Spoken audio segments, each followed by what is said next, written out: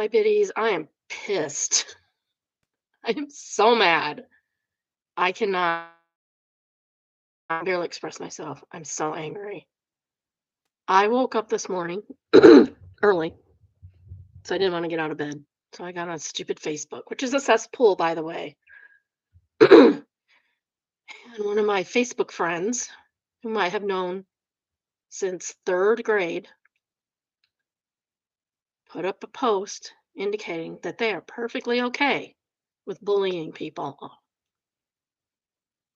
and I am not. So specifically, they were bullying trans people or a specific trans person. I looked at it. I can't even tell you the context of it. It was disgusting. It was disgusting. And they're disgusting for thinking that this is okay. And I told them so, and I blocked them. So I don't even, I will not tolerate your intolerance. It's called the tolerance paradox. Look it up. If you think it is okay to bully or laugh at bullying of vulnerable populations, leave. Leave now. You're not needed here. You're not wanted here. Go. And I'll be putting this on my Facebook page too, so that they can come here and see my rant. It's disgusting. Oh, you're picking on my friends and my family, and I don't like it. I don't like it one bit. And I can't even remember what else I was going to say. I'm so mad. Like, how? Like, okay, I gave this person the benefit of the doubt. I knew they were MAGA. Should have known. Should have known better. Thought they grew up because they've always had bullying tendencies. I met them in third grade, remember? I've known them all this time, off and on, more off than on, to be honest, because I don't really like them.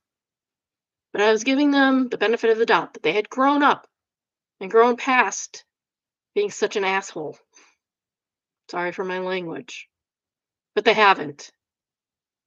They're supposed to be a wife of a pastor. They're supposed to be a pastor's wife. What kind of pastoring are you doing in your church? What kind? Seriously. I don't understand people. I don't understand people at all. Like, how do you think this is okay? Why is it okay to you to bully people? To bully people to the point where they kill themselves sometimes. Like, what the heck? Where do you get off being such a mean person when it costs you nothing to be kind, but your bullying can cost somebody their life? Oh, I'm just so angry. And I'm angry about something else too, but we'll get to that later. That's about lunch. And then I thought that my day was going to get better when I bought salami exactly on the I bought a pound of salami. It was exactly on the pound. Obviously not my luck. Obviously the gal that sliced it for me, it's her luck. I told her to go play the lottery. Oh, I had to take a deep breath. I am so angry. Oh, that mm, just makes me so mad. Like, how can you treat people like that? So even if, and I know people are like, I don't have to give in to their delusion. Like, okay, so if they're delusional, you don't think you could be kind to them anyway? Oh, so angry. So angry at people. I'm going to post that I blocked somebody for bullying, and then I'm going to send them here, and they'll really know what I feel about them. If you think it is okay to bully any vulnerable population, I do not have any tolerance for you, and I will never until you have changed. Being trans is not. Oh, there was another one too. That's in my Gmail. There was another one too. This was later. This was just recently. That's not what I wanted. Not what I wanted. I sent this one to myself. This is stupid. So somebody page this morning, another person I've known since third grade. What is the point of bragging our military is the biggest and best if we can't show it off once in a while? Asking for a friend. It's the biggest and best so that we don't have to. That's the whole point of having a military that can take on the other two biggest militaries in the world at the same time. So we don't have to. Also, bullying. Just saying. This is the United States bullying other people. I don't appreciate that either. And if you think that's okay, you can leave too, because I don't care. I respect the men and women that are in our military. I do. And I don't want them to be in harm's way. And yes, that does make me better than you. So there. I don't care. I don't care. You don't care. You don't care about other people's lives at all. It's all about how much you can show off. Get out. Just get out. Nobody needs it. It's stupid. That comment was stupid. I may need to get off and go calm down. Oh, why do people have to be so dumb? Don't understand it. We came from the same place. How are you such a horrible person?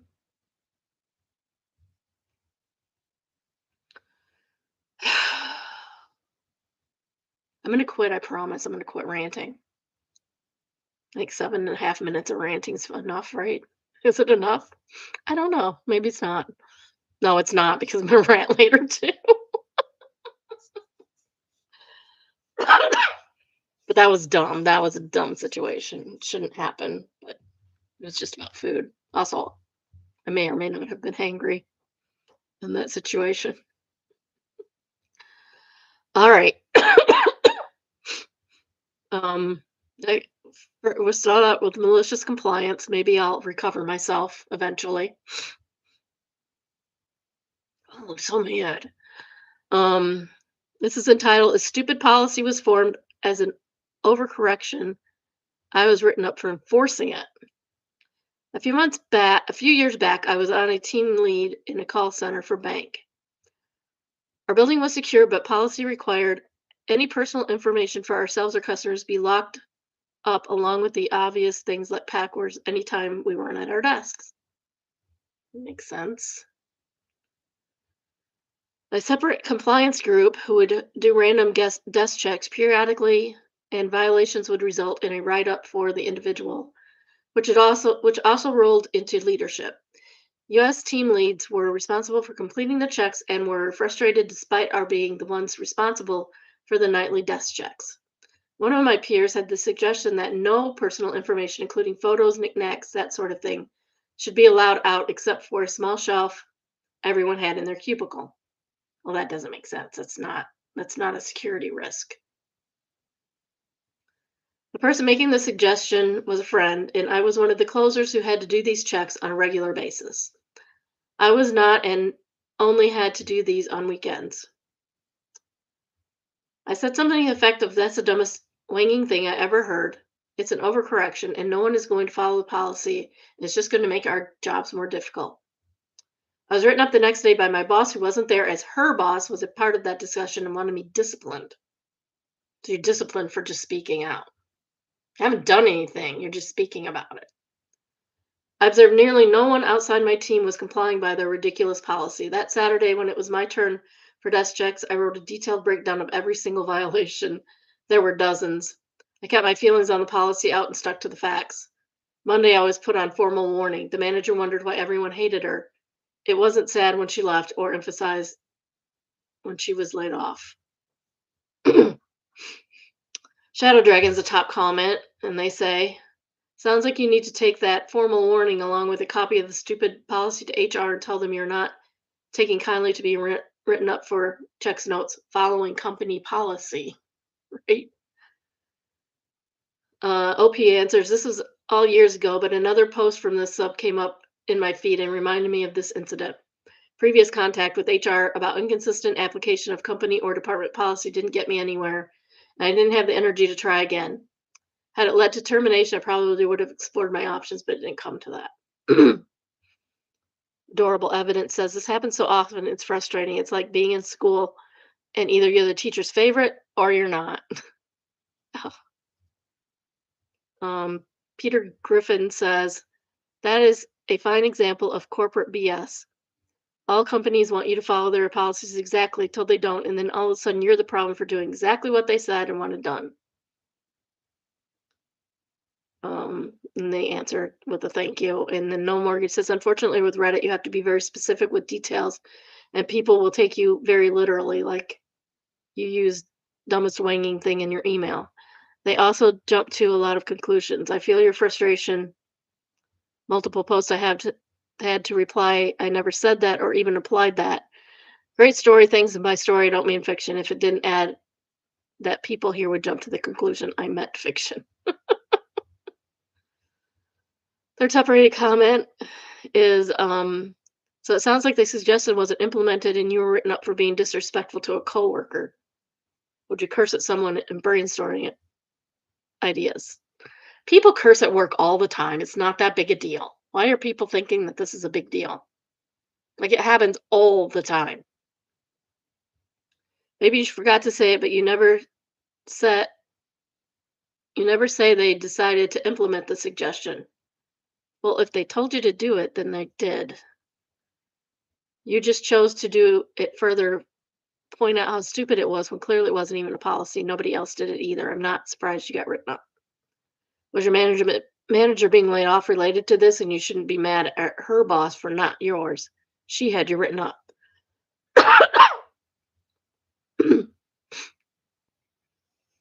And then they're all talking about the phrase with all due respect, which means none at all. Next, we have evil buildings. I'm still not calming down. Oops. This is the Maze Tower in Dubai. That's cool. That's not evil. That's cool. I like it. Do you like it? Let me know. Imagine the poor windows cleaner having to solve the maze to get all the windows clean. Oh, that's excellent.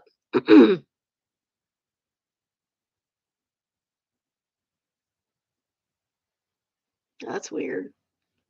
Somebody said this post was mass deleted and anonymized with redact. Squeeze plants, quack treatment, boat, tub, gaze, imagine, paint library. That's weird. What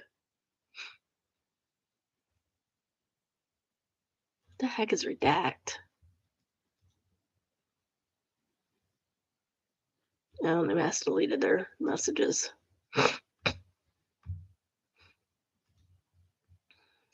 Next, we have AITAH.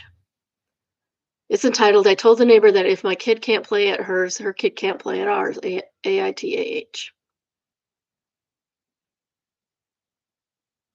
Yeah, kind of, because I've been the kid that couldn't play at theirs, and it sucks. You get ostracized. So if they can't play at mine, then I'm even more ostracized. So you're just ostracizing your own kid. Our girls are four, born 5 days apart. They live 3 doors down, townhouse complex. For the past couple months, and especially the past couple weeks, her daughter has been coming to ours to play with my daughter, no problem. However, they leave ours to go there. They are always sent back within 5 minutes. She's a single mom, but her mom and family friend help look after the kid when she's at work. They both have told me that my kid isn't allowed over there because mom doesn't want to clean up the mess. Last night, her kid came over, and instead of coming to get her kid, she texted me and said to send her home. This happens more frequently than it should. I told her that while I'm okay with her kid at ours, this feels needs to be an equal load share. She said she wished I would have spoken to her. I tried. And that she's a single mom that doesn't have any help, but she does have help. She does have help. My partner and I are together, yes, but we are pretty much in the same boat as her. We don't have help. Our closest relative is a 10-hour drive away. I told her that her kid isn't allowed at ours if mine isn't allowed at hers. AITH. I mean, no, but yes. She needs to understand that she is not the only person who has problems in the world. And if she doesn't want to have a mess, she shouldn't have had kids. Don't have kids you don't want. Simple. Whole Fuzzy has the top comment. It says NTA, good enough for me, but not for thee in a nutshell. But kids shouldn't have to not get together to be friends or play together just because she wants to be rude. I feel like there isn't a perfect answer to this one. I I agree. Edit. I came home to an award. Thank you and great discussion about this thing to think for my own kids in the future. I hope you and your children stay safe and find a way to go through this. Abatala says we were thrilled to be the hosting parents. Remove the risk of kids finding a gun, not being supervised, or encountering dangerous adults in one easy step. Sign me the wang up. I'd so much rather have a mess and avoid my kid going to the house where they will not be adequately supervised. Dark Side Mag says, I'm the parent that loves when all the neighborhood kids end up at our house. I was always too, until they started killing birds. And then that ended. Don't pick on the birds. See, I'm still mad. It's loud and chaotic, but I know where they are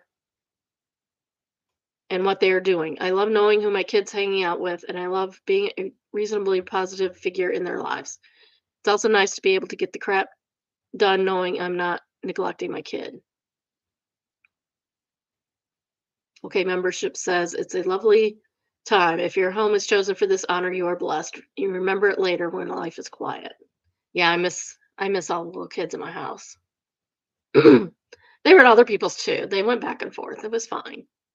But they did play a lot at our house because we had things for them to play with. We had a sandbox, we had a swing set with a slide, we had a fort.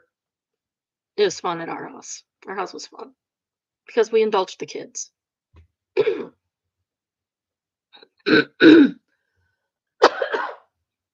The OP says we both agreed that we didn't want this to affect the children, but there's still no solution on her end. She says they can play outside on the trampoline. Oh yeah, we had a trampoline too with the closed in thing, so nobody ever got hurt on our trampoline. I mean, maybe minor little finger pinch or once in a while, but nobody really got hurt. Silent Reader says who supervises because at 4 years old there are too many things that can go wrong on a trampoline, from strain to rarely spinal injuries. Between 2009 and 18, there were 800,000 trampoline injuries, with 90% of them being on children under the age of 16. These statistics are from the Mayo Clinic. Knowing this, I would never leave 4-year-olds unattended with a trampoline. Well, of course not. No, they were never unattended.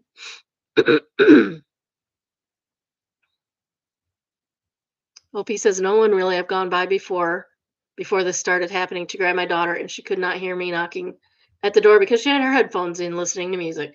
You should not do that with little kids around. If you're supervising little kids, you should not.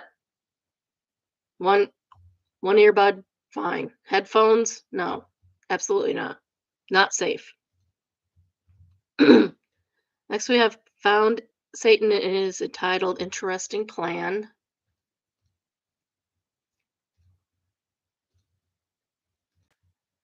His grandparents being punished and can't see or talk to grandchildren. Both of my daughters no longer talk to me. There's probably reasons for that.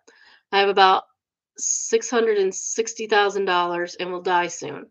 I want to write a will crafted in a way to create maximum animosity between them so that they would waste the whole inheritance and all their money fighting each other. What's the best way to write such a will? Oh my goodness, people. See, I don't understand people. They probably both don't talk to you because you're like this. Jeez, oh pizzas. Claus says instruct the lawyer to hand one of those to hand one of those yellow envelope metal clasp resealable packs. A manila envelope, is that what you're talking about? With the package include a nice letter basically apologizing for not giving anything to either one of them. On a paper on the back, structured as though instructions to the lawyer stating, as previously discussed, do not inform the other sister of the inheritance. I trust I trust her to give her sister a fair share, as well as my funeral preparations. Have all of the actual money go to funeral arrangements. That's an awful expensive funeral. Oh my goodness.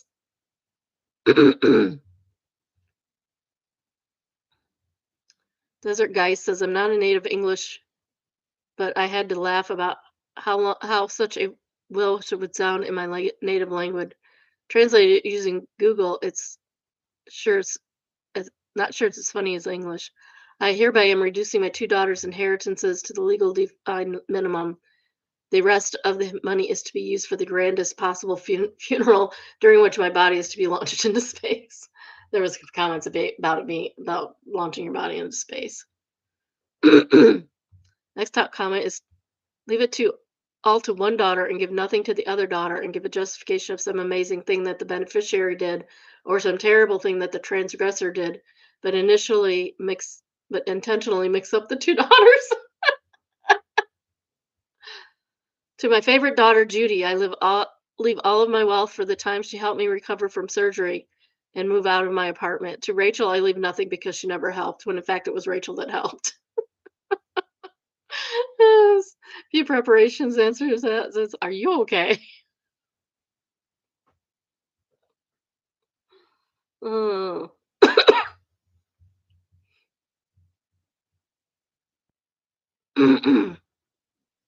No. Be kind. Ugh. Why is it so hard? And you just know there are definitely very legitimate reasons that those girls are not talking to their mother.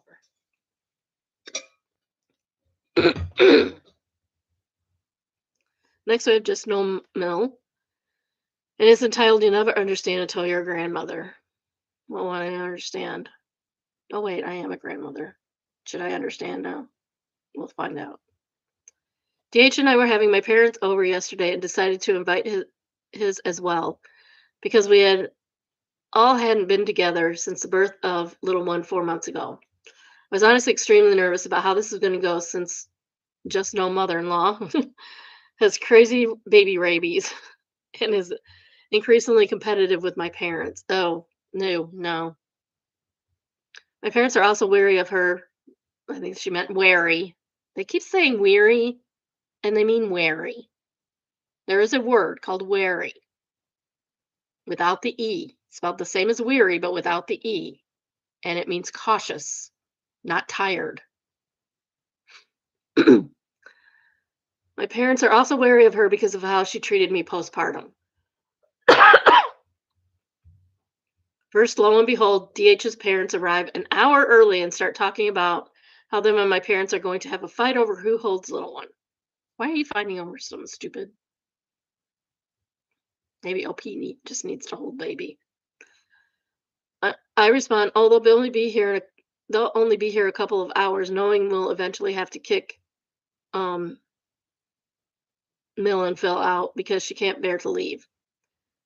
Just No Mill looks embarrassed and says, I mean, I'm excited to see them. Yeah, right. No, that's not what you said, lady. For the most part, she was on her best behavior when my parents were present, although at one point my mom was holding baby on the couch and just no mother-in-law had to hold his hand the whole time. Okay, whatever. My mom didn't mind. I mean, who can't like sit there and hold a baby's hand? They're so sweet when they're that age. Once my parents left, husband's parents stayed another 3 hours, despite husband telling them multiple times it's time to pack up. Phil got visibly fed up with just no Mill and told her they need to go. Husband took baby to the another room to get him away from her, and she exploded, but I haven't seen my grandbaby in a month. I flatly replied, it's been 2 weeks. To her credit, she did apologize for forgetting and then said, you'll never understand until you're a grandmother. Listen, I know from not seeing the kids. I know how it feels to not see your babies' babies. for a month, 2 weeks. They grow up so fast, but you're also interfering and don't do that. Like, we have not had an overnight with the kids in so long, so long. Um, but we're having one on Friday because we asked. It's going to be a challenge because one of them has wrestling practice from 6 to 8 for little kids, 6 to 8. This is Friday. So the little one will be dropped off early on the way to practice. The other one will be dropped off on the way home from practice. It's a little bit out of their way, but it'll be fine. First of all, my mom is not like that at all. She loves baby and misses him, but understands we need space. Exactly. She also has her own hobbies and friends, both of which just no mother-in-law lacks. What is it with adults that don't have hobbies? I mean, I get the no friends thing. It's really hard to make friends as an adult, but at least have some hobbies. Like, this is one of mine. You see that puzzle in the back? That's another one. I've showed you the little things that I make. That's another one. I have a coloring book. That's another one. There's another one. I like cooking. So that's one. Like, I have lots of hobbies. I keep myself busy. I also cruise the internet a lot and watch a lot of YouTube. No, not the MAGA stuff. I replied, "We work full time and we need our weekends. We have social obligations to catch up on our lives. We deserve time as a family too." She just looked down and shook her head. Finally, once they left, husband agreed to talk to her separately about her entitled behavior. I just can't wait until the day we don't get guilt tripped for trying to appropriately fit them into our lives. I mean, as a mother-in-law, this is not that bad. This is just normal. And my mother-in-law didn't see my kids for months and months sometimes. My dad didn't see him for 6 months at a time sometimes because he lived too far away. The closest was an hour away. We're much more involved, like my grandparents were much more involved because we live near each other. Half the time, it's just location, location, location. Clindy says, "Good for you speaking up about your family. Time as family. It was imperative, nicely done." Margarita Mistress says, "Well, at least you don't have a husband problem."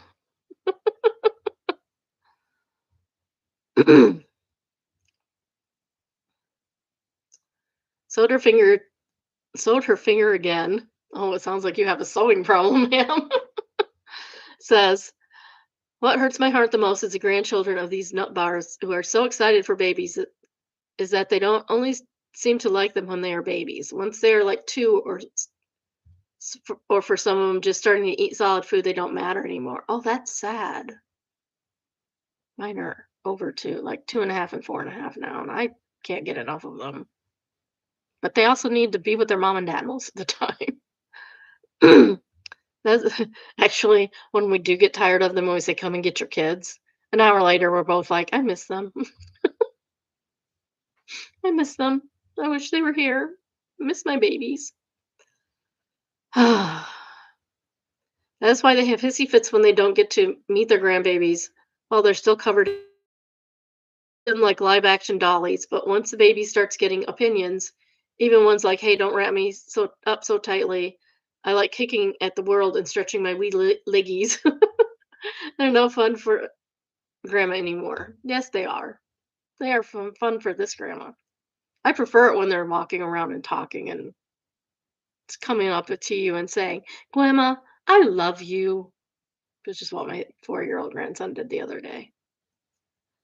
I stopped by my niece's place in Christmas to drop off their mail. Her in-laws had just in front come in from out of the country, and it's been there for 5 hours at the most.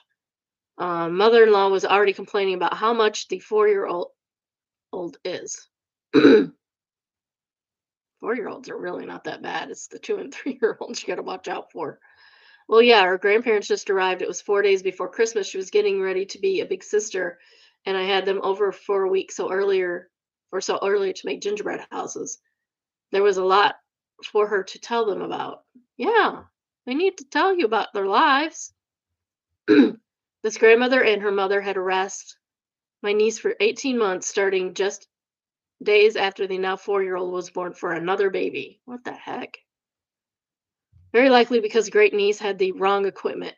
They finally stopped, but they come to visit just to sit there on their phones or hiding in the basement because 4-year-old has a mind of her own now.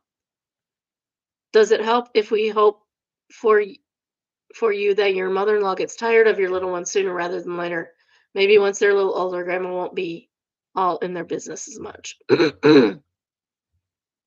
Samuel says, "This is so spot on. Our kids are young adults now as they are first cousins with my husband's side. A few Christmases ago, we were celebrating with the extended family, which included my husband's cousin's girls who were 3 at the time. My mother-in-law says to our daughter, I Christmas is just so much more special when there are little ones around, don't you think?" We both looked at her with our mouths open and said, "Shh, Grandma, you don't want your grandkids to hear you. Like, WTF, your own grandkids who adjusted their schedules to spend the day with you are chopped liver now that we're too old." I don't know. I agree with her. Christmas is more special with little ones around because it's just more magical. I don't think she meant that the other grandkids were not all that. Just that when you have little ones, they don't even have to be yours. We did Christmas one year with my son, a friend of my son. They never dated, nothing going on. They're just friends. She had a little girl, and we took her to my dad's. She's the only little kid there, 2 years old. It was just more fun. It was just more fun with the little one around. Had nothing to do with anybody because I didn't have kids yet, or he didn't have kids yet. My kids were grown. It's just more fun with little ones around. I don't think there's anything wrong with saying that. She was slightly embarrassed, but said, "You know what I mean. No, lady, we don't. Be grateful for the family you have."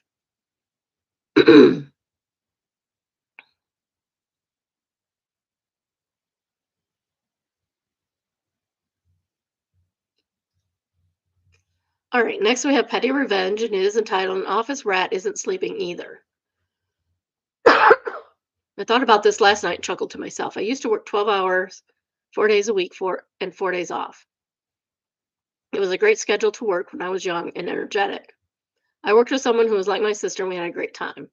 2 nights a week, we worked with the most miserable boomer in the world. I'm so sorry. She once told me that she tricked a Muslim by not telling him there was a pork on a pizza. Oh my goodness. I said to her, that's actually incredibly evil. And it is. I would not do that to my Jewish friends or my Muslim friends. Like, I would not sneak in cheese to my vegan friend. Like, that's evil. You don't do that. In the dead of Canadian winter, I understood, and my friend understood we were going to get tired. If it was quiet, one of us would shut our eyes and the other would watch the phones. We never had an issue, however, we never did it when that miserable woman around. One night I got so tired I fell asleep for about 20 minutes. Woke up to the phone lines ringing, and I wake up, that miserable woman was watching me. I just look at her and answer the phone. We come back in that night, and one of our supervisors started telling us how she went to the general manager and told her I'd fallen asleep. The general manager said, "That happens. Their shift runs smoothly. I don't care what they do as long as their work is done." I just laugh. That's a good general manager. That's a good manager. As long as the work's done, doesn't matter. I had a friend who had been off of work for a while, and she was just coming back on to really early shift. And I worried about her the first few weeks because she was sleeping a lot. She adjusted. She got it adjusted after a while. It was really funny, and we became friends. We became good friends, and and we laughed about it later. I'm like, "Yeah, you were really sleepy. We were not sure about you, girl." She's like, "I just had to adjust." Like, I know, I get it. Turned out to be a really good worker. That night, she comes in, and it was winging a cold winging night. In Canada, it can get really cold. I noticed around 2 p.m. she started dozing off and snoring. I take out my cell phone and start dialing from a private number, and she jolted awake. She kept dozing off, and I kept doing it all night. Whether or not she knew it was me, or she just knew she embarrassed herself by being a 55-year-old tattletale, she never did rat on me or my friend again.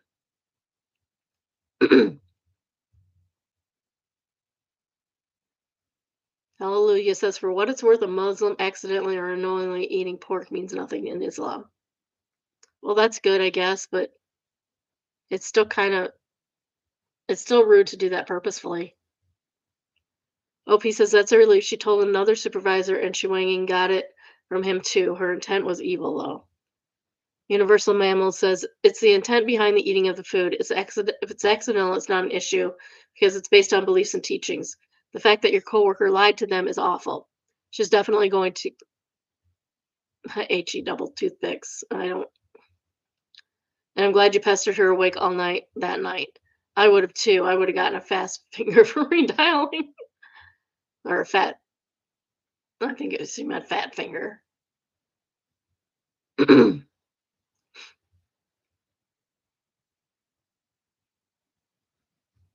Somebody said they um, used lard for a pie for a Muslim and they did not know. If you don't know and they don't know, that's one thing. If you do it purposefully, that's evil. Or if you know and you don't tell somebody on purpose, that's don't do that. Next we have Am I the Jerk, and it is entitled AITJ for refusing to keep walking my neighbor's dog after she started paying me in baked goods. I mean, if you don't want baked goods, then no. I, 28 male, live in an apartment complex, and my neighbor, 60s, has the super cute golden retriever. About 4 months ago, she asked if I could walk him twice a week since she works late on Tuesdays and Thursdays. I said sure, I love dogs and I needed the exercise, so win-win. She offered to pay me $20 per walk, which seemed fair. That seems excessive to me.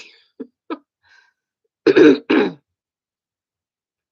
already had some money set aside from steak, but the extra cash was nice.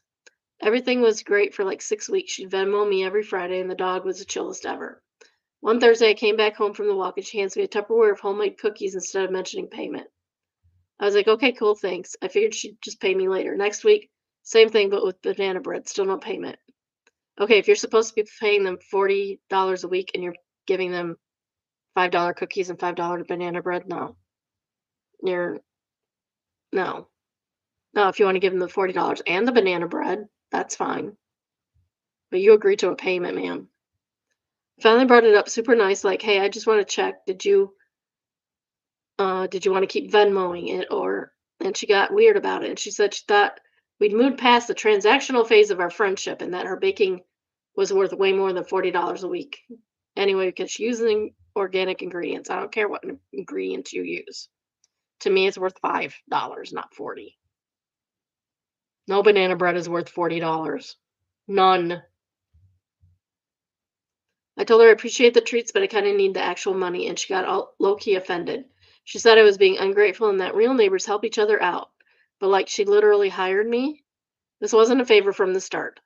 Now she's been cold to me in the hallway and I feel bad, but I'm not trying to run a charity dog walking service. My roommate thinks I should have stopped walking the dog when the payment stopped, but I didn't want to be harsh. AITJ. No, not at all.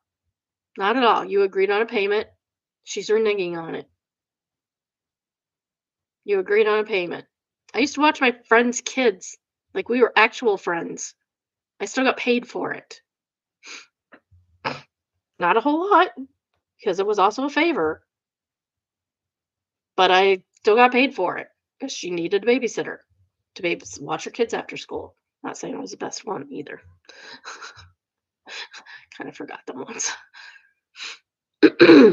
Tracy says, NTJ, she played you. Good for you for not being a doormat. Yep, I agree.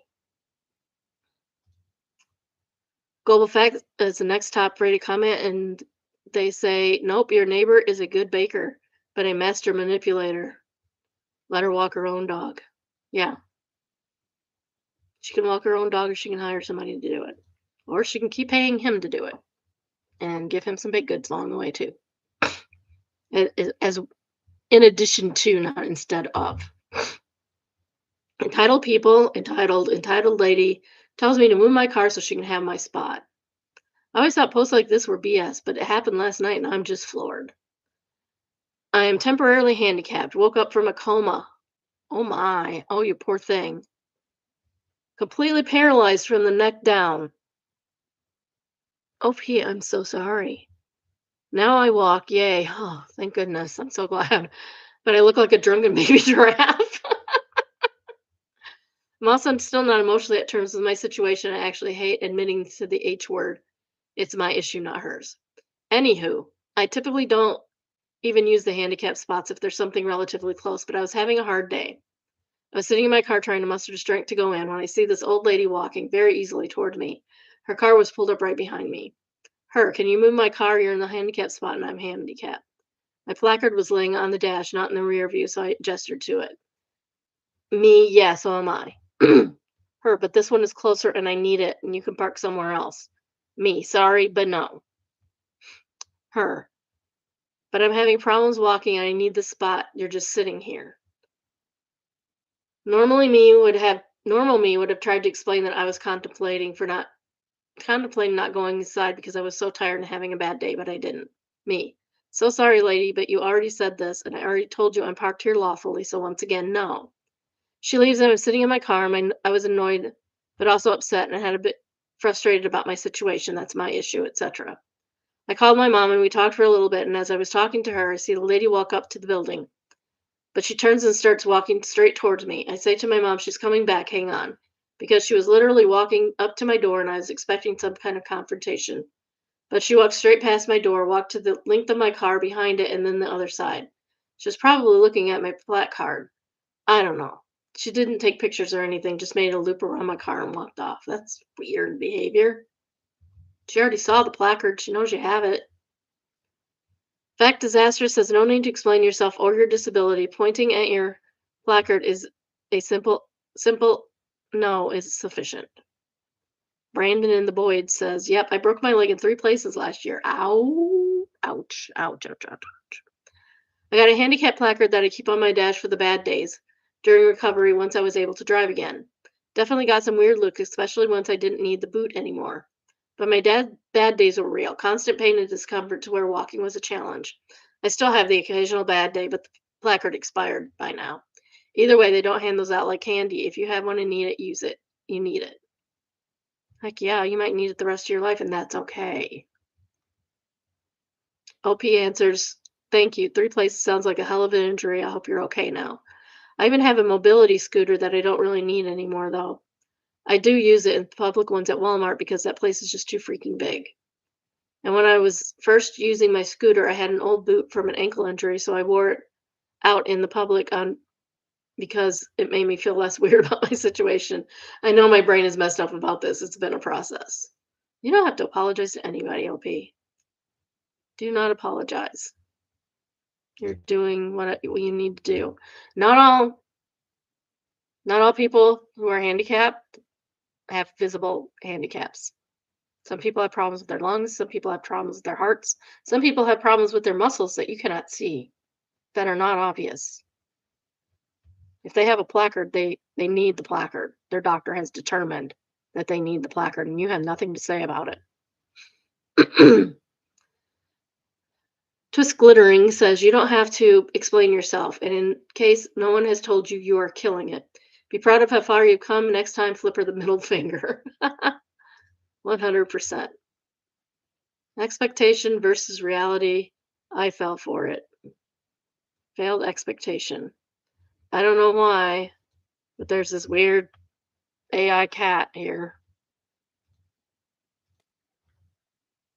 That looks just terrifying. Honestly, you deserve that. That was clearly an AI cat. That's what I would expect. Oops. It's just a little less fuzzy than the other one.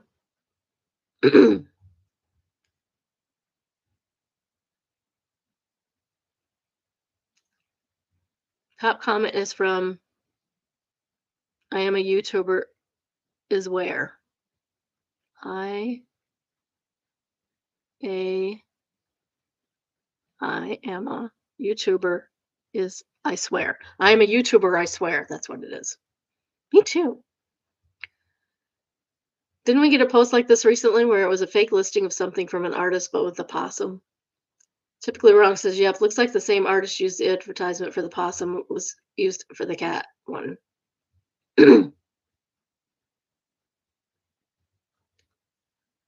Somebody says, ordered a weird cat, got an even weirder cat. Nothing but success, really. Truth. Truth. OP says, crap, I didn't think about it that way. Pat Fatridge says, also, if you want it to be fuzzier, you can pick out the felt and flock it out a little bit. And Ploward says, I was going to say that, get a cat brush or something and fray its outer coat. Yeah, it's just less fuzzy. All right, time for our middle segment.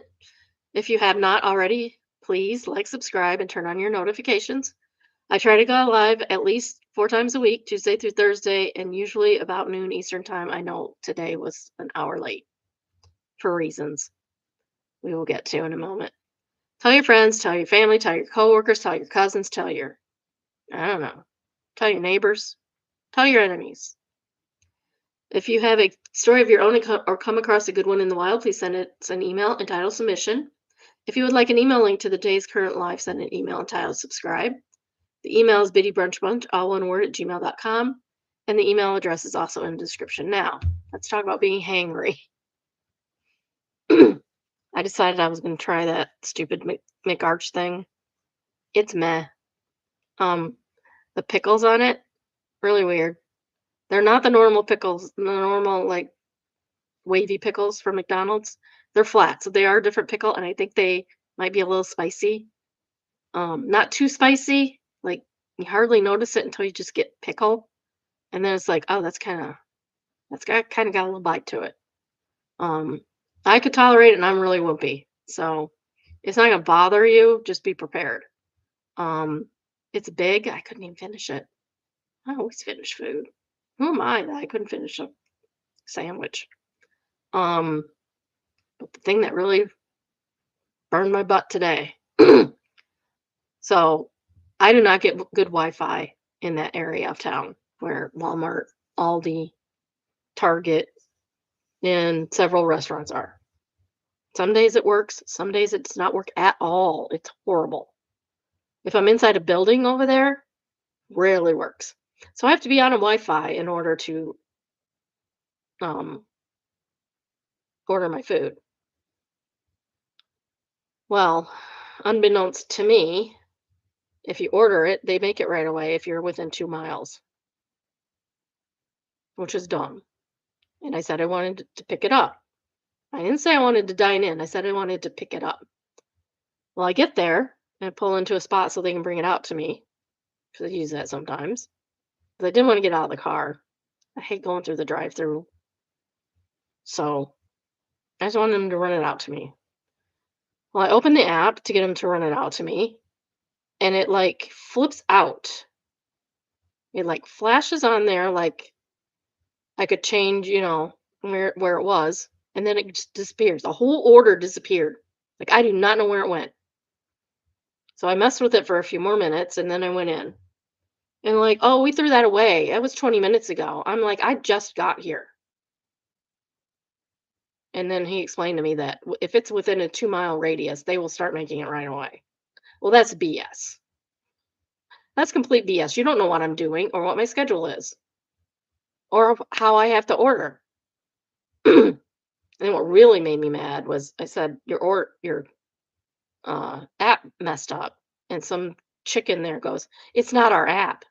I'm sorry, I'm in McDonald's. It's a McDonald's app. It's your app. It's your app, honey. I hate the McDonald's app anymore. Ever since they started bringing out the food to the people, ever since COVID got over and they allowed people back in the store, it's just been a mess. The app has just been a mess. They need to fix it. They need to put it where you have to tell them how you want it picked up every time. That would fix it. Because right now it defaults to whatever you did 3 weeks ago or whatever it was. It's stupid. It's stupid and I hate it. Also, the big arch. It's just meh. It's kind of just meh. You can skip it. It's fine. The pickles aren't good. The crunchy onions, though. They have regular onions and then they have little fried onions in it. Those are good. That was the best part of that sandwich was the onions. All right, this is entitled Quirky Angled Work of Art, and it is real estate from Los Angeles.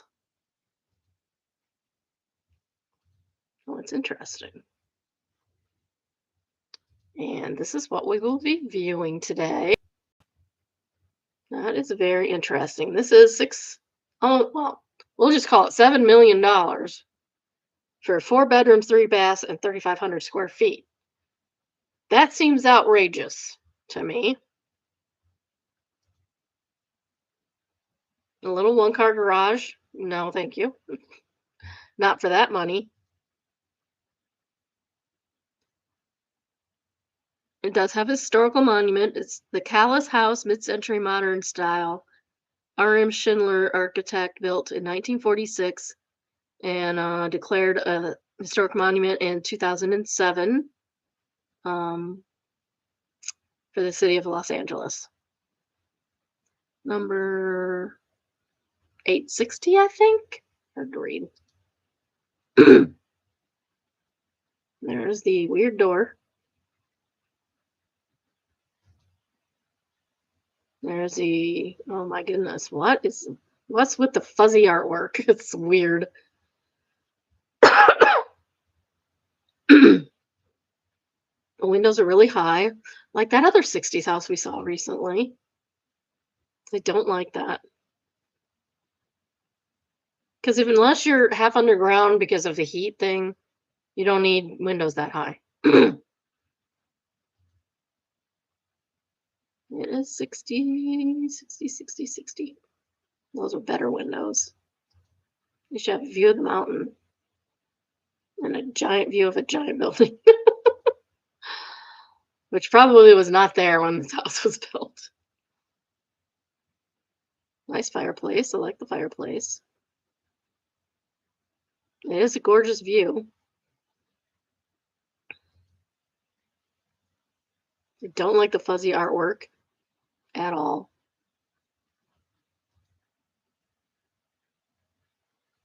I'm assuming because it's a historical site, you keep the furniture, right? Keep the furniture, yeah? Like the one yesterday? That furniture better be staying because it ain't going to be that timely if I have to put furniture in it. Very uncomfortable looking chairs. They look almost like the chairs that come with the table I want, but the chairs are metal, like metal chairs. Like, no, thank you. A very galley kitchen. Very McGalley.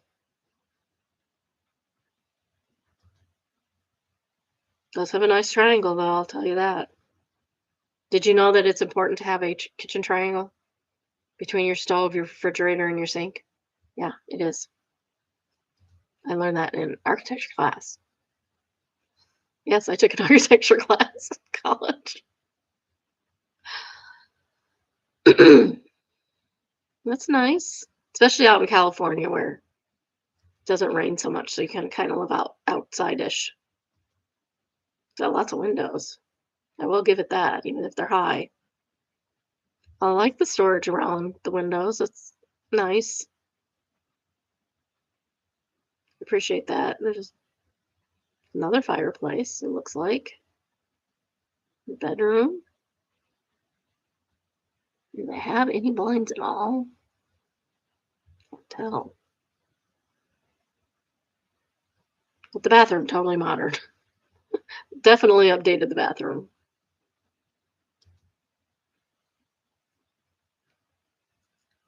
Does it even have a pool? If it doesn't have a pool for $7 million, forget it.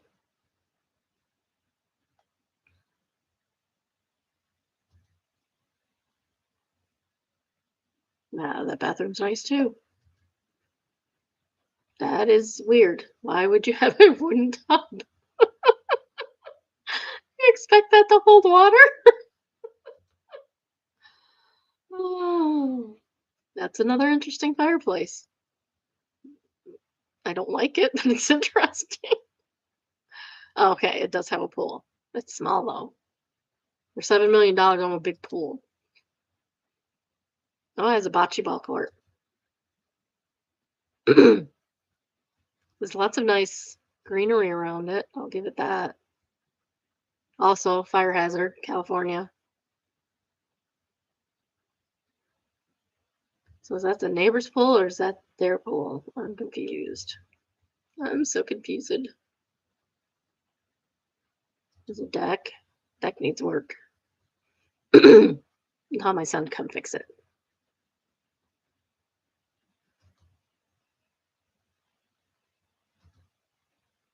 Five more. Five more pictures. 4, 3. I don't like that. When that tree goes, you gotta fix this. No. No, thank you. Nope, nope, nope.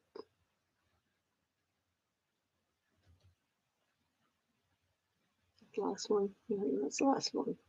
Yeah, that's the last one.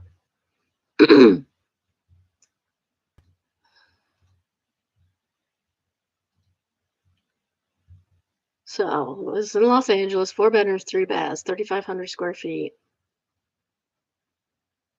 It was designed in 1946 by Rudolf Schindler.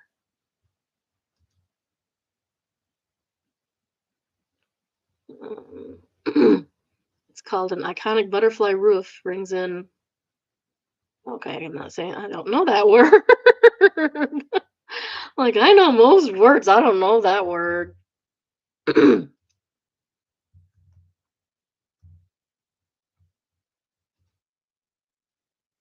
Clear story. The upper part of the nave, choir, and transepts of a large church containing a series of windows. It is clear of the roofs of the aisles and admits a light into the central parts of the building. New word for me. Clear story. Would not have pronounced it like that. I would have pronounced it claristory.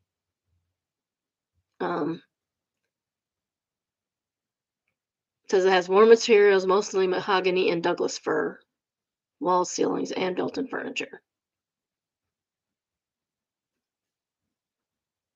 Grape staking cladding wraps portions of the exterior. I still say it's a fire hazard in LA. It is 860. I did read that right for the historical. The Calais Charlin residence underwent thoughtful multi-year restoration from 17 to 22 in collaboration with Barbara Bester and Jeff Fink. Okay.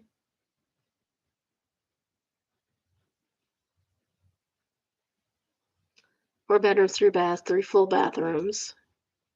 Dining room, family room, entry room, office powder. Appliances include dishwasher, dryer, freezer, range oven, refrigerator, washer, and inside laundry.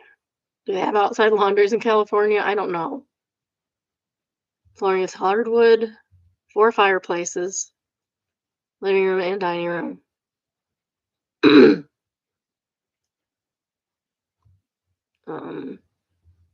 It says it has 3 parking spaces. It has a carport, but not a garage. That would be an issue for me. I like my garage. It's only on 0.39 acres. Not even half an acre. Yikes. So multi-split level, it says. And it says it has 2 stories. I didn't see any stairs. Did you? It do have a view, for sure. And it has a shed, apparently, which I don't think they showed. Okay, are we ready for the real deal? Property taxes are $30,833. That's more than some people make. That's ridiculous.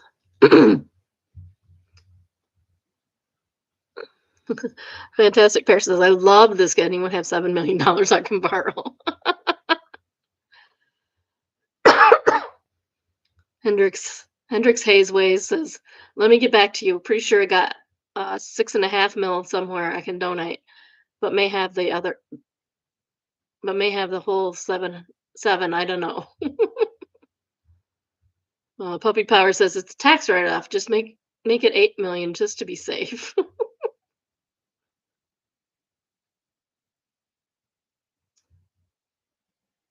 Oh, literally the name says I'd need so many shovels if I lived in this house because I super dig it. Oh, that's cute. This is interesting AF, and it is a video that I shall share. It might be a basketball thing. As Japanese volleyball stars go viral for the way they apologized.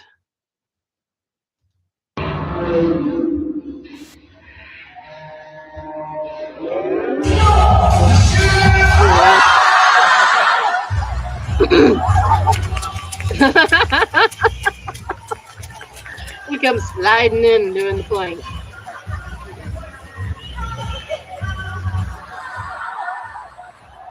They have several angles of it too. That was funny. That's good. If you can get someone to laugh, like asking them to question or apologizing, you're probably doing okay. B. McDuss says this is professional apologizing. Brown Sugar Bear says this feels like OMG, I'm such a dodo and I'm so sorry of bows. Bows. Oh.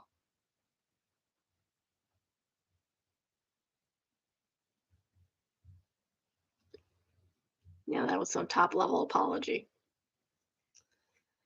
Let's have a Am I the A-hole? AITA for boyfriend thought he was entitled to 100% of the sales price of a part that was thrown in on a purchase I made. Hi there, this happened more than 10 years ago, but I've always wondered who was right. I, female, bought a used motorcycle with my own money, and my boyfriend at the time with me to check it out. As we were talking to the seller, she mentioned that she had recently upgraded the pipes. My boyfriend asked if she still had the old pipes. She said she did, so he asked her if he would include the pipes in the purchase. She agreed.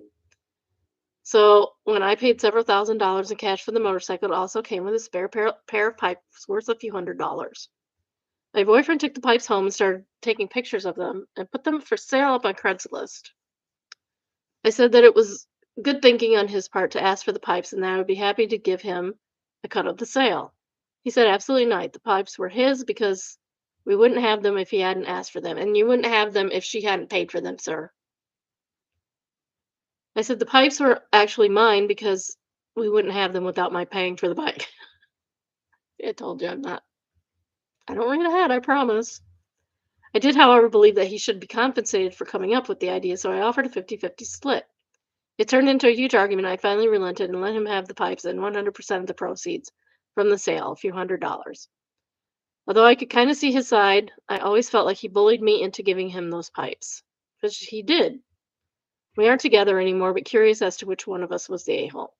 Edit 1. It's not that I didn't care about the pipes, it just didn't occur to me that she might still have them after putting them on the new ones. 2. When he initially asked for them, I thought he was looking out for me and getting them for us to keep as spares. 3. It wasn't until we got home and he started taking pictures of them that I found out he planned to sell them.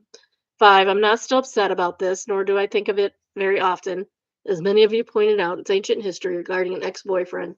Just one of those gray areas I've always wondered who was right. Thanks so much for your feedback and interesting, sometimes hilarious responses. It's been fun. The top-rated response was deleted by the commenter. The answer to that was your 50-50 offer was generous. The price you paid to learn who he was one of your absolute best bargains ever. That's true. 50-50 was too fair. You should have deducted the cost of the pipes and then split the profit 50-50. Good point.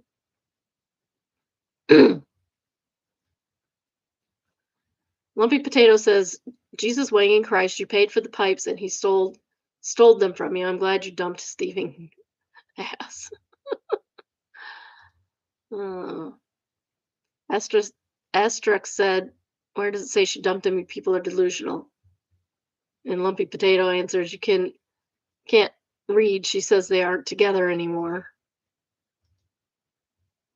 And he put something else that was probably really bad because it had been removed.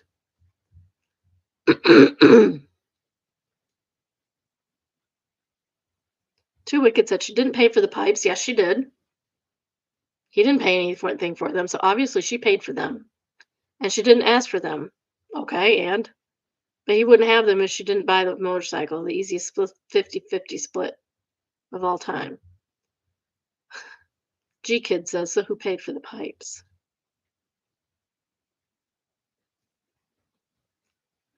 Miss New Booty says, from what I read, they were thrown as a bundle with the bikes. So that means LP paid for the pipes. Exactly. Somebody says the original owner who bought the bike. No, that's not how that works.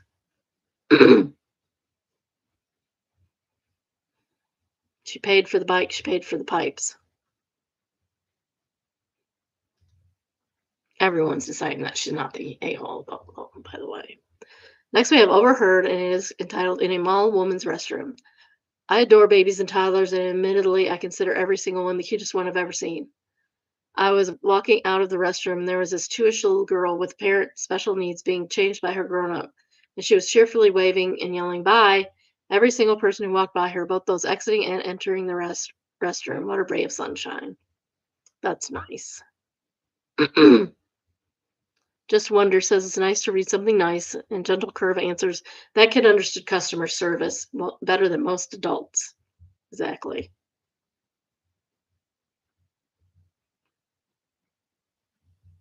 She sounds cute. I had a little girl say hi to me the other day. It was so sweet. She was so cute. Not as cute as my grandsons.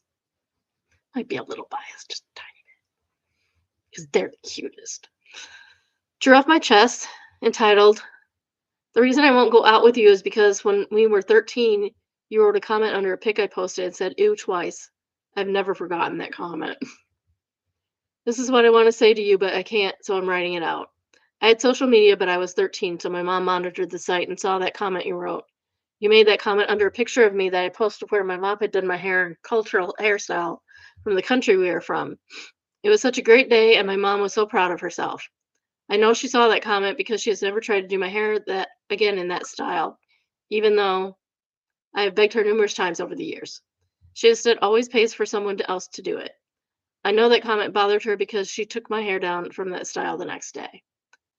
I know it bothered her because she spent the next few months constantly reassuring me about my appearance to an extreme degree.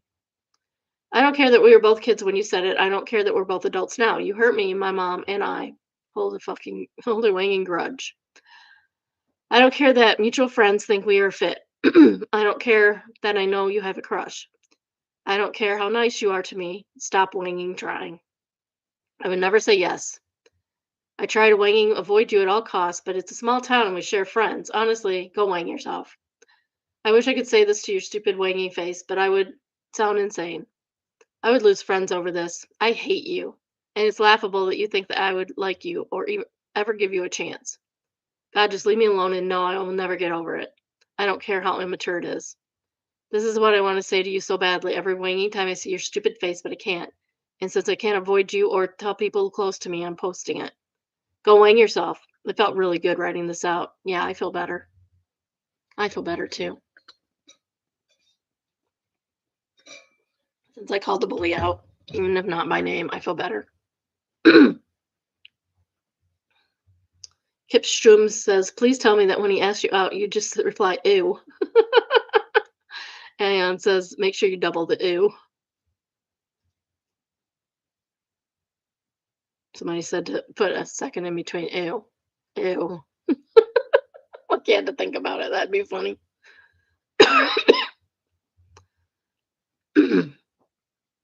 I'm new. Please help. Says, finally, I good true off my chest. Bravo. Coyote Upper says, honestly, I don't blame you. People love to say you were kids like that magically erases impact. 13 is old enough to know that commenting ew twice on somebody's photo is mean. The fact that it changed how your mom felt about doing your hair is heartbreaking. That stuff sticks. Yeah, he was a bully, and he's not going to be tolerated. You eventually start to realize no job is safe, and this is for mildly infuriating.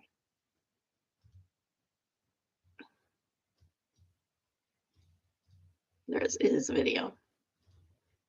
So,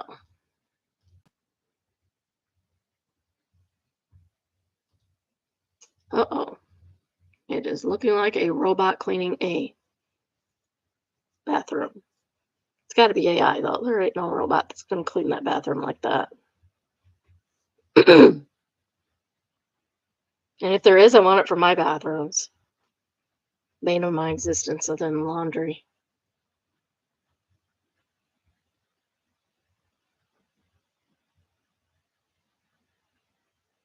And on to the next the men's bathroom. At least they're cleaning the walls between the urinals. Because you know there's pee-pee all over that.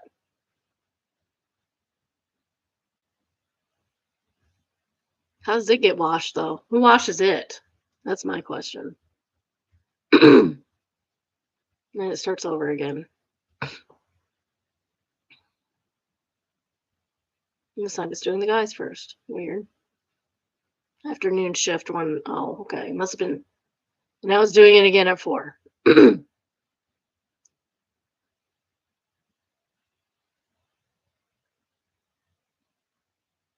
It's not even doing that good a job. It's not getting every surface every time. Wendy could do a better job. My friend Wendy does a much better job than that. Loki Robotics. Loki is in the god. Loki. First comment. Who's gonna clean the robot? Swear and not look at it. This is Red Leader says. Red Leader spelled like the measurement leader. They have a robot for that. And Grimsby says it's robots all the way down.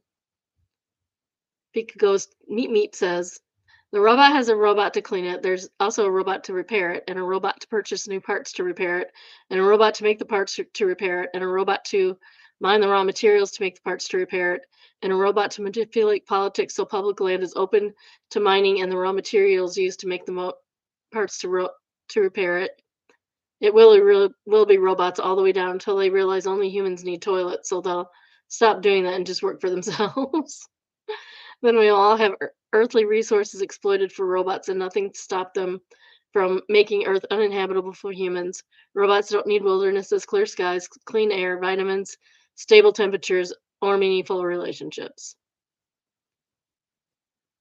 Arden Jaguar says your description sounds like how the story idea for Matrix came about. Machines realize they don't need us for much. It's true.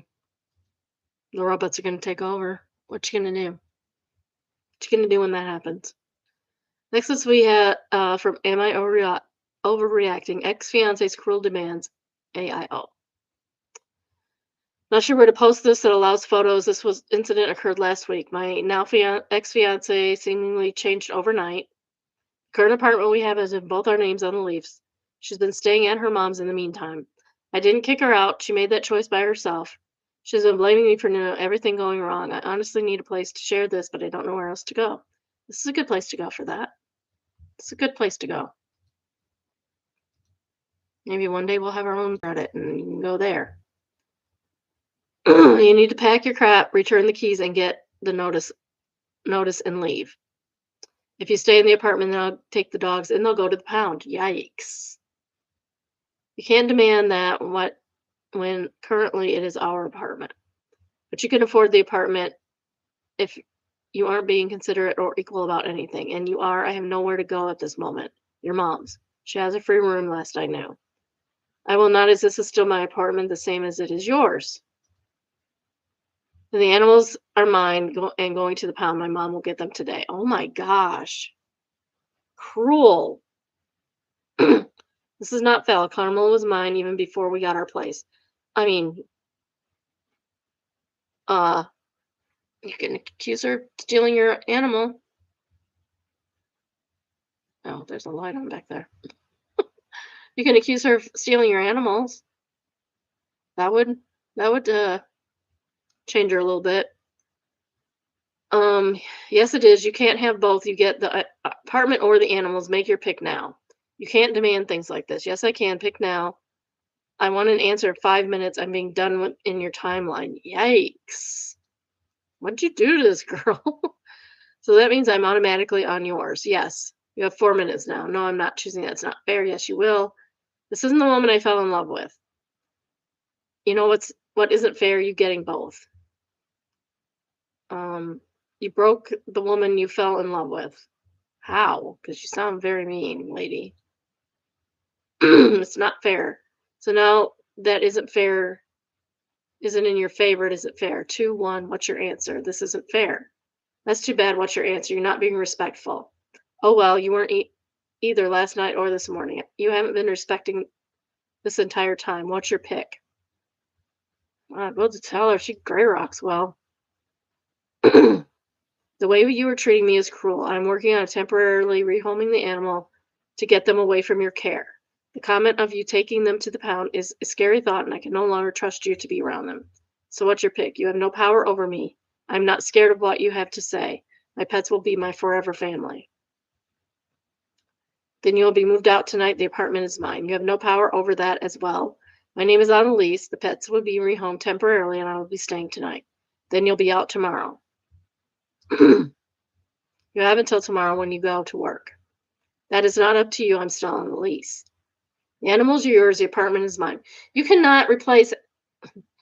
That's not equal. Like the animals in the apartment are two different, separate, totally separate things. You need to be out by tomorrow. Have the keys returned. I can turn them over whenever within a free rent period. No, you don't get both. You get to keep the animals. You're out of the apartment tonight.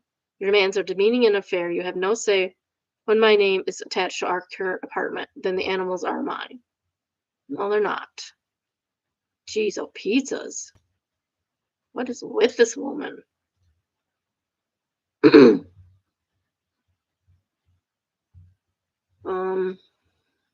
not saying that. Says protect your animals and get them out if you haven't already. Just ignore the cycle about the apartment. You are on the lease and she has no legal basis to claim you can't stay there. Stay until the lease is up. You have that right. But of course, also weigh concerns of personal safety. This person sounds completely deranged and there is a risk they might attempt to harm you. Just be wary. And Bucky answers, absolutely this. I'd get my pets now. You may want to go to the police. They may send an escort to make sure she doesn't either harm you or claim you tried to harm her. That's a good idea. At least have somebody with you. If they won't, try to at least get one other person to go with you. Diligent Pizza says, yes, please ask for an escort. Next top rated comment is from Wise Relative. It says, please be careful, get the animals out. Document this with your apartment manager, and maybe you need a restraining order. Happy Dead Cat says, I had a similar event. Only difference is that she followed through. And apartment manager plus police got her immediately off the lease. Nice. Not sure what you did, but if anybody ever hurt or rehomed my pets, there would be literally hundreds of creepiest missing persons cases, YouTube videos about said person for the next 10 years. Probably get away with it too. The police aren't that good. Half of all murder cases are not solved. Half of all car thefts are not solved. Consistent line says, personally, I would document everything, and if she threatens physical harm at all, call the police. She will have no contact order and won't be allowed back into the apartment. Problem solved. Puzzle Street says, this is the kind of person who would injure the animal severely and blame OP to escalate the situation. That is probably true.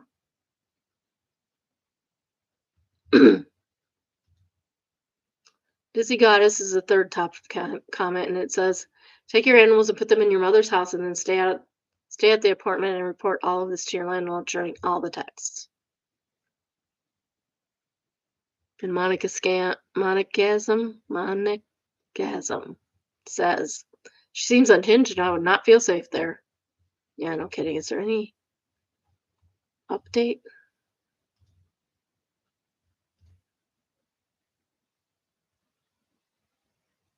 No update.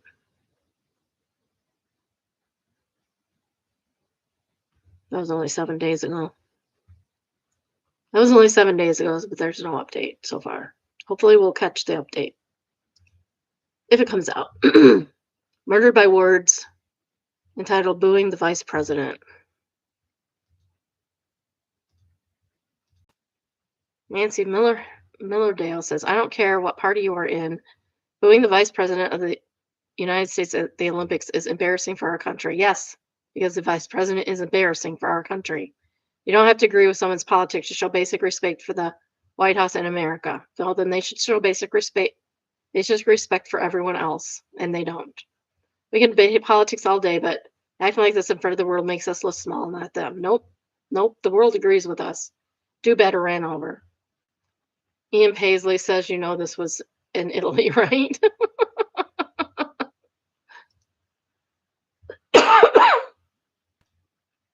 Top comment. Excuse me. How exactly is posting pictures of a previous president and first lady as apes fit into basic respect? It's a good point. Razhad says, oh, that was different because it was a meme or some crap. Illustrious Donkey says, it's funny how the Olympics ask people not to boo Vince, but seem to have the effect of him being booed more. Not who you think it may be. I believe this was intentional. They looked like they were helping while planting the seed, for example. Do you know that sugar in a gas tank is really bad for a car? Anyways, never do this to a car Ice is driving. Edit. Apparently sugar isn't that bad, but bleach is terrible, so don't bleach in a gas tank. Mark Market says, please don't leave drywall screws under the tires of ice vehicles as it would cause flats. And that would be terrible, wouldn't it?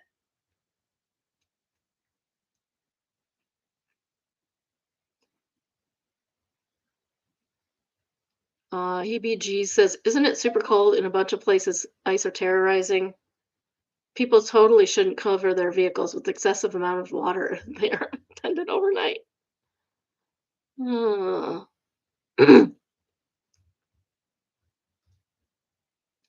Confession. This is from subreddit Confession, entitled "I've stolen thousands of hours from my jobs and never faced consequences." Of course, well, all the rest of us get in trouble for your BS. Over the past 4 years at both my old job and my current job, I've stolen a huge amount of company time. At my previous job, I drove a truck and worked inside stores as a sales support for about a year. At my current job, I'm mostly remote with 1 day a week in the office. During both jobs, I regularly didn't work during work hours, leaving the house, doing personal stuff, and even playing video games while on the clock. When I really think about it, I probably have stolen thousands of paid hours.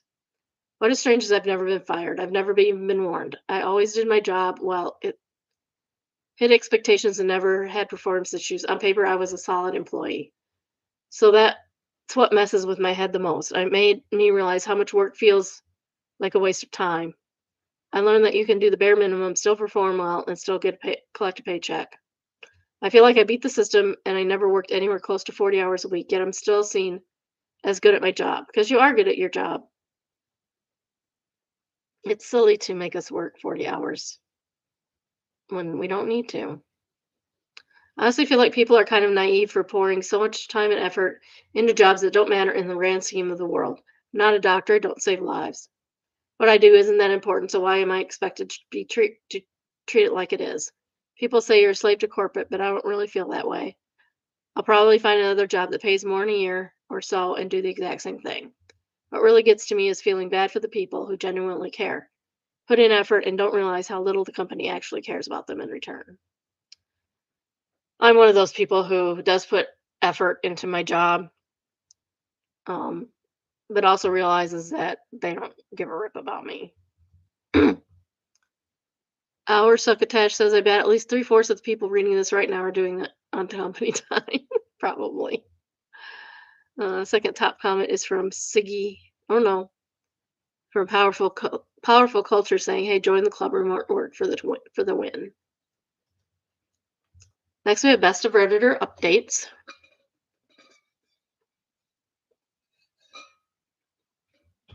It is entitled. It is entitled Update. I, 33 female, do not want my friends, 34 female, legitimately mentally ill wife, 48 female at my wedding. Hmm.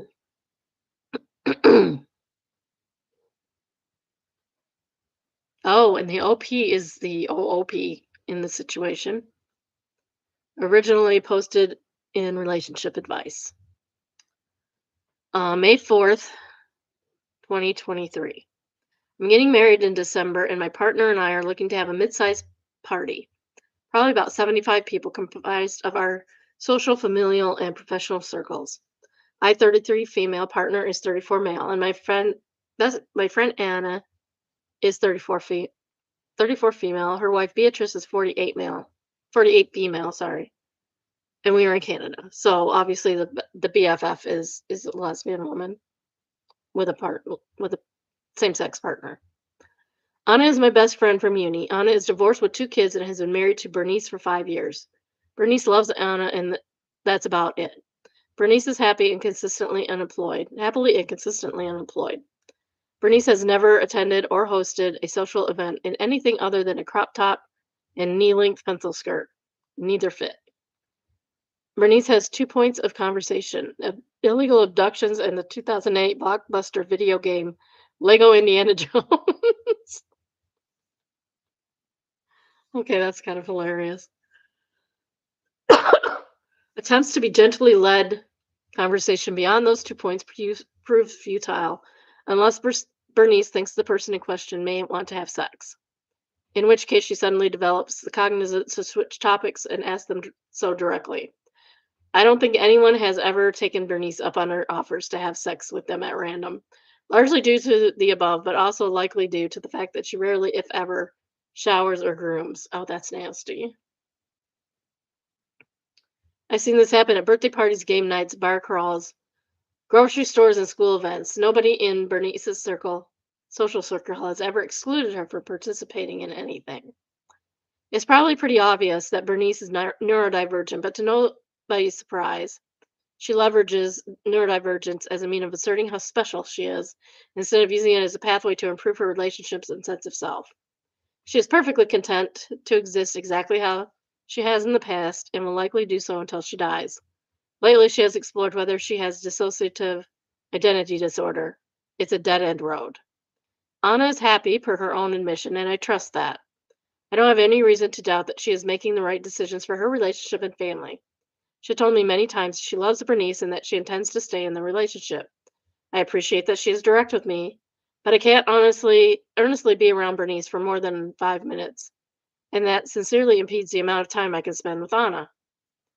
As Bernice attaches herself to Anna so intensively, that's like having a third child around when we get together. To Anna's credit, she is aware that I do not like to spend time around Bernice, but is sad that we can't all socialize together. She has never made me feel badly about this. You're very lucky to have an understanding friend that understands both sides of this. I love Anna's 2 children, and I would like them to be at my wedding. I would love Anna to be at my wedding. It wouldn't be the same without her, but imagining Bernice approaching a colleague or a friend makes my stomach turn. I can kind of understand that. I am struggling hard with the tactful to say your wife will suck the life and energy out of my party by monopolizing the attention of either you or my guests and potentially making them feel sexually harassed while still inviting Anna and her 2 kids to the event. I'm considering coming at it from a boundary related standpoint and tell Anna that I can't have Bernice at the event, given how she makes people feel uncomfortable. I don't know if it presents a mean double standard to let other guests have a plus one and not Anna, but I can't have Bernice at my wedding. I understand this on two fronts. The brother-in-law. It was like the opposite of MAGA. It's very liberal and told everyone all the time. Um, several funerals, weddings, etc. in the family. And if you saw him talking to someone that you knew would not agree with him or whatever, you kind of have to go rescue him. So I would put a rescuer on, like somebody that's a friend but not a close friend or a cousin or something of one of you. Say, if you see this person talking to anyone, please go rescue them from her. We also have a guy that's probably autistic but has never been diagnosed. Um, we'll call him mm, Lilac Tom because the man orders his clothes all in the same color. His car is the same color. Everything about him is the same color. He just likes that color, and it's fine. But he also does not take social hints at all. Like, at all. Like, I gotta go. No, but you're just gonna be talking there half an hour more at least because he doesn't take social cues. So that was what? May? Next update is January 2nd, 2024. We're married now and the wedding was wonderful. Oh, good. Congratulations. I'm happy to hear that. Wonderful but bittersweet. I realize now that when I eventually spoke to Anna that the wonderful part was having the management and dread I was experiencing of Bernice's present off my plate when I already had so many other elements to worry about to ensure the success of our special day. When I spoke to Anna, I tried to provide as much perspective as I could and center my concrete experiences with Bernice over my feelings. Anna said a thumbs up emoji, and we haven't spoken since, and I doubt we will ever speak again. Bernice messaged me separately and said something along the lines of, "Oh, well, I know you people think I'm annoying. I thought you'd understand," and I didn't respond. Well, if you know people think you're annoying, maybe you should look at that. Do a little navel gazing. I reflected a great deal on my relationship with Anna, and I realized that so much of it was rooted in managing the codependence she shared in her relationship, and that our friendship hadn't looked the same way it did when we were in university together for a long time. In the time that passed after we stopped speaking, a great emotional weight was lifted off my chest, realizing that so many of the problems and annoyances Anna brought to me were no longer mine to solve as a result of her not having a supportive adult partner in her life.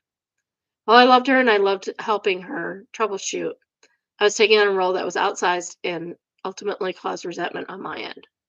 I'm trying to be mindful of the friendships I have now, the roles I play in each person, and how I interact and engage with each person's significant other. While this friendship was unsalvageable, I believe it offers a beneficial lesson for our other relationships. Thanks to all of you for your advice and kindness, and especially your compliments toward my writing style just flows out of me. So that was 2 years ago last January, and we have a new update from February 17th, 2026.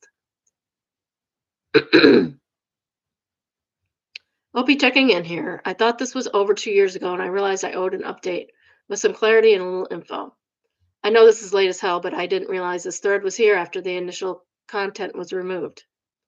I'm glad it was saved for posterity. I'm grateful to the comments from people who emphasized with me, and I'm grateful for the comments challenging some of the language I use in my means of communication. Here are a few clarifying facts, but first the update. My 2025 update. Someone who used to run in the same circles as Anna and I, another friend from uni, told me that some of Anna's children are estranged from her now and lives with an aunt, and also that Anna is now a full-time BDSM slave relationship with Bernice. That is obvious enough for an acquaintance to pick up on. The dad has been out of the picture for a long time, so it's always just Anna and her kids until Bernice entered the picture. Haven't spoken to or heard from or engaged with Anna or Bernice or the kids. Bernice had a partner move in who is about 25 years younger than she is. To my knowledge, that person is also her full-time girl slave. Well, that's an interesting turn. That's a very interesting turn. I mean, not to yuck anybody's yum, but that's interesting. Elaborations on the situation. One. Yep, Bernice is trans. Plot twist. I'm also a trans woman. Oh, didn't see that coming. I'm happy for you. My anxiety over being transphobic turns towards another trans person, especially with one with mental illness, made me lose sleep. They're just another person. I mean, no, I don't think you're being transphobic at all. It had nothing to do with Bernice being trans. It had to do with Bernice's personality. I hope that explains the comments about transphobia. It was never a post about perfect neurotypical hetero people magazine wedding where the only outlier was a trans boogeyman. As for Bernice's choice of garb, nothing to do with her passing, not passing, having hair, not having hair. Her clothes didn't fit. They weren't appropriate for the season and occasion. If she was an absolute tool, I would have taken the girl dress shopping with me and covered the cost of the dress. Again, she didn't shower. I feel like asking guests to bathe and adhere to a dress code is a very low bar for entry to a wedding. I tend to agree with that. You're going to be in close proximity. Nobody wants to smell you. And you should be appropriately dressed for a wedding. I wasn't asking Bernice to spend money or wear a certain color or perform outside of what I considered the social norm for a wedding. My grandpa showed up in a t-shirt, didn't care. A few friends got a little tipsy and knocked over a vase of flowers at one point. Totally fine. My friends cleaned up and apologized. My grandpa shook the hands of every guest. It's about Bernice as a person. 3. Sending Anna a text wasn't my preference at all. It was the last resort. I should have included the context that I had asked Anna several times to get together in person and have a conversation about the wedding. At first, the responses were great. When can Bernice and I come over? And then, and when I asked to meet alone, she asked why. I said it was about Bernice. Bernice is isolating Anna. Bernice is not letting Anna have a relationship without her. Bernice may be an abuser. Just putting that out there. Anna refused to meet with me alone or discuss Bernice and the wedding at all. I think she had an idea that maybe this may have been coming and was in deep denial. Literally, the only way I could communicate with a message to Anna was through text. Why not email? Because they share a wanging email account. Again, with the Anna not being able to have her own means of communication with others. Not cool. And I bet she reads all the texts too. Because they should have involved Bernice in the conversation and emailed or just had it in person. I still wonder about that time sometimes. That brings me to another that brings me to another point. When I said, but nobody's surprised she leverages neurodivergence as a means of asserting how special she is, instead of using it as a pathway to improve her relationships and sense of self. Phone. And sense of self, that was a literal statement, not my own judgment. In conversation, she would speak of an old manager who fired her after a week on the job, or an encounter with a stranger at the grocery store, and the conclusion would always be, it's because they're ableist because I'm autistic. Or, well, obviously you wouldn't understand why I ask people to have sex with me. I'm a direct communicator and you should educate yourself about autism. No, you can learn. You're autistic, not stupid. You can learn that that's inappropriate behavior. I'm neurodivergent. My husband is neurodivergent. She is unfortunately the exact worst stereotype of several marginalized populations, most of whom are completely functional. Bernice is the 1% of people who are just not. She's a person, and I treat her as a person, albeit a person I truly dislike. I'm allowed to have boundaries. Yes, you are. 100%. 5, regarding the conversation, it would have turned from, this is what I need from you to attend my wedding, or for you to not to attend, to, you hate me because I'm autistic, which is a load of BS, with zero self-reflection or personal accountability. I wasn't asking her to suppress her transness. I was asking her to suppress the most uncomfortable, dangerous, off-putting parts of her personality. 6, I read that sister-in-law poly relationship thing, and I want to start a 4-person support group. I will not ask them for sex now. I hope they are doing better too, because that guy sounds like a nightmare. Hey, laddie. Hey, thank you for being a link hero. I don't know what that is, and I'm not going there. Sorry. Neurodivergence is not a mental illness. Autism is not a mental illness. There is something additional going on in addition to Bernice autism that I could not identify. But from a behavior standpoint, it struck me as a mental illness, not of divergence, neurodivergence alone. I should have been more specific in my language. Yeah, she crazy balls. She not neurodivergent, she crazy balls.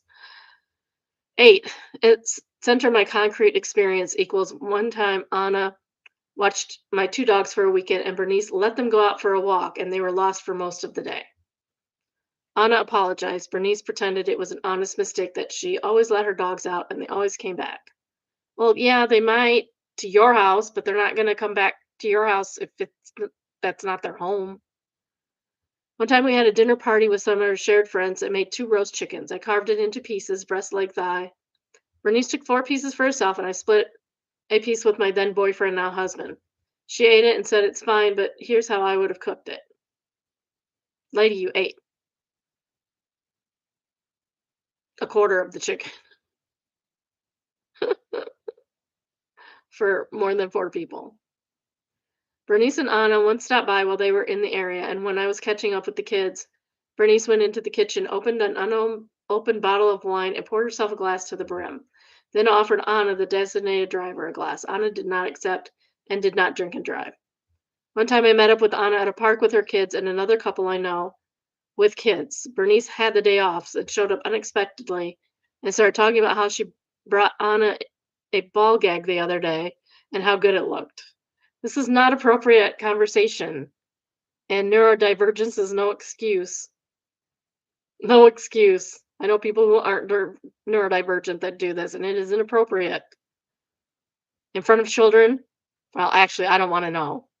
I don't want to know that you bought that for your wife, ever. I don't want to know what my husband buys for me. I don't want you to know. Um, and two of all, in front of kids, that is extremely inappropriate. Extremely. And yes, I do know people who've done that in front of kids. Talked about bedroom stuff in front of kids. It's disgusting. In front of my friends' kids, I confronted each of these indigents as I saw fit. I forgave the chicken. I asked her directly not to discuss kink in front of minors, something special interest. I was enraged about the dogs, but forgave Anna because she completely jumped into action, and this was the start of Bernice being Bernice. Was Bernice okay prior to that? 9.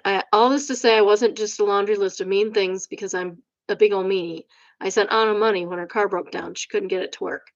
I always sent birthday gifts to her kids and came to their parties. I feel sorry for the kids. I feel sorry for the kids in this situation.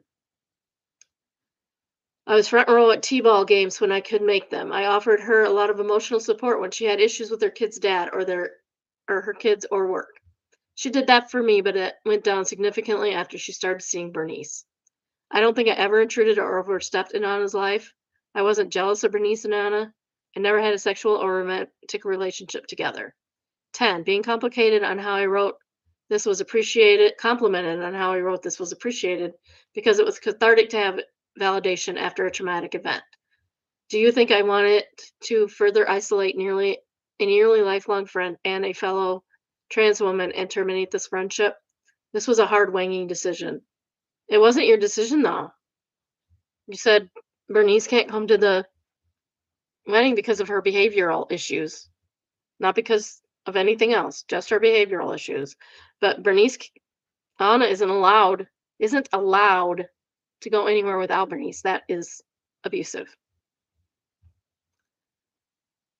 The wedding was just the catalyst. If it hadn't been the wedding, it would have been a funeral or a child's birthday party or another behavioral incident. There's only so much a person can take.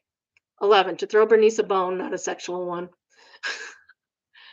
They were in an open and ethical relationship. Ethical being that Anna knew Bernice was always trying to find people to have sex with. Using events involving more than 2 people as a swingers mixer, not ethical. But Bernice was not a cheater. I don't know why Anna thought this flirting was acceptable. Bernice was confrontational, abrasive if people expressed opinions in a conversation she didn't like. She had only 2 areas of interest, but a lot of opinions about politics, sports. She was kind of a person to call things sports ball. There is nothing wrong with calling things sports ball. It's all sports ball. Celebrities and food. This included small group conversations where she might not have been a part of, like the type you see at a wedding. For instance, if someone said to someone, Lego Indiana Jones sucks and I like Bernice's least favorite video game at the party, it would have not been unlikely that Bernice would have gotten that person's face and shouted at them, then justified it because of autism. Shouting is not an euphemistic here. Bernice was whinging loud. 13. I don't know why I was the only one in the friend group who found Bernice's behavior offensive and excluded her over time. For all I know, other friends were uncomfortable, didn't feel like they could confront it. I think it's great that people included her, and please know that I tried hard. Nobody likes it when their friend is a biatch about their boyfriend or girlfriend. I did my best to make Bernice feel welcome and tried to get to know her. This post was a culmination of a lot of headaches for very little reciprocation from Anna. Bernice was the explosion, but Anna was a slow burning fuse. 14. I saw something that tugged at my heartstrings this year and reminded me of Anna, so I dusted off my older brother's Wii and played a little Lego Indiana Jones. It was great. I wish Bernice had been tolerable enough for me to tell her it was a fun game. 15. Now that I'm reflecting on all of this, Bernice might be narcissistic. Oh, you think? Thanks for the lesson in N/N distinction, everyone. I don't think I have any further updates after this. Thanks for the support, the laughs, the encouragement, and the constructive criticism. Finally, I'm not identifying them or providing any photos. Why would you?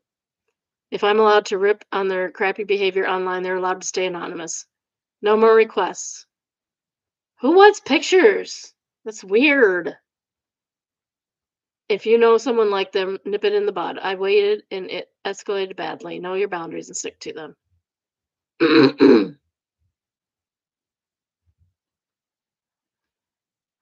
Odie the Ogre says, I think there's a sort of twisted version of that child story about the missing piece. For every type of absolutely wanged up person, there's some person who perfectly slots into that and wants to. Bernice is just going through life, doing whatever the wang she wants. And in the process, she randomed across Anna, a person who apparently really, really, really wants to be subservient to that kind of person. I imagine it's almost freeing in a way. Bernice gets to go into people's homes, crack open new bottles of wine, and indulge heavily. And those people either put up with it or they remove her from their lives, and she gets to just tell herself that it's not her fault. They're the bad guys. And maybe the next house she goes into and acts like this will be hers will be people who are cool with it. There's no downside from her point of view. She's a wangy monster straight up, and it's got nothing to do with being ND or trans. 100%. This has nothing to do with neurodivergence or being trans. This is just Bernice.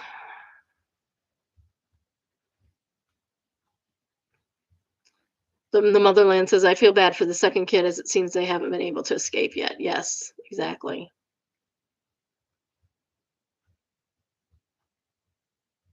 That is really, really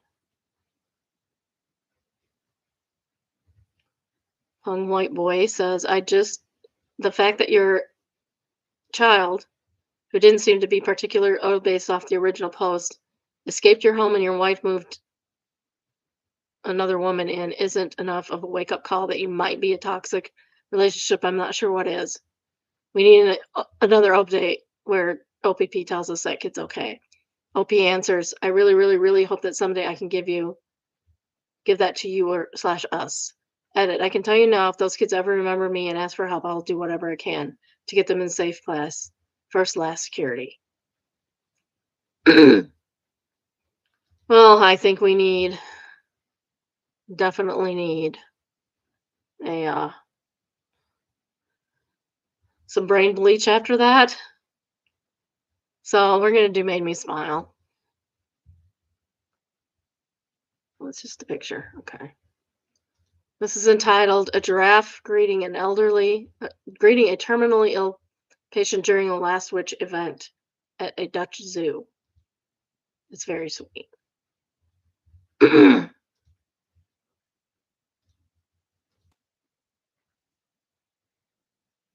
She's very happy. You can tell that she's happy to see the giraffe. And that's also sad.